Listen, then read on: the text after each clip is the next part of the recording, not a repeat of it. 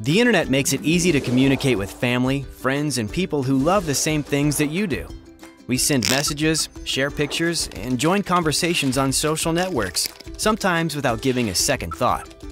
Like a book that's been published and is now available at every bookstore, any information you post on the internet can become permanent and influence how others perceive you. In other words, it can affect your online reputation. That's why it is important to know the difference between public and private information that you may not want to post or share online. People have different ideas about what they want to keep private. Your online privacy includes establishing your own boundaries around what and how much information you share. Remember that the information you share online gradually leaves a footprint, and therefore it's easy to track. Your digital footprint is basically everything on the internet that is about you.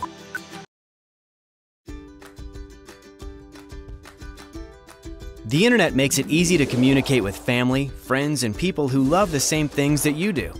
We send messages, share pictures, and join conversations on social. Become familiar with the community guidelines. If someone is being mean or not playing by the rules, know that most social networks offer a way to report bad content and inappropriate behavior. Reporting, flagging, and blocking are important tools to use. Finally, if you see someone being the target of unkind words or actions online, be an upstander, not a bystander. Do not pass on messages that may be hurtful to someone else. Instead, let the person who sent the message know that you do not think it's funny or acceptable. Make an effort to go over to the person to provide support and help them get help if needed. You can set an example by helping others appreciate that our communities are made better when different opinions are shared constructively and received respectfully.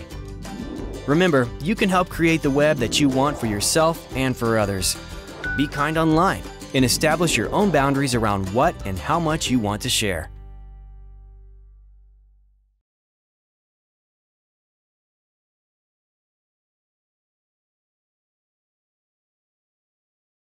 Offered you some candy, you know better than to take it.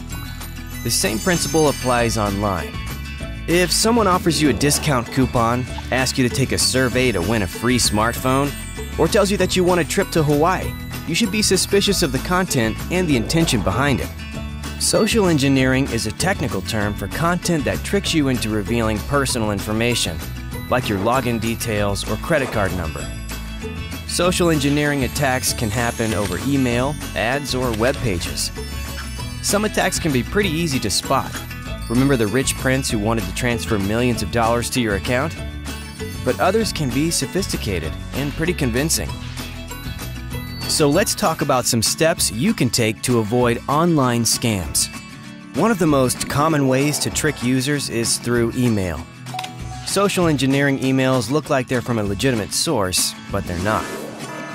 For example, an email may claim to be from a bank and say that your banking account has been compromised and that you must quickly email them your password to avoid having the money stolen. It's important to remember, never send personal information over email unless you're absolutely sure who you're sending it to. Attackers will use every trick in the book to make you believe that the address in an email is legitimate, faking the from address to make it look like it's from someone you know. So don't use the reply address in the message unless you are sure who the sender is, and don't click on links in the email. Instead, open a new window and type in the official website of the bank or company in question and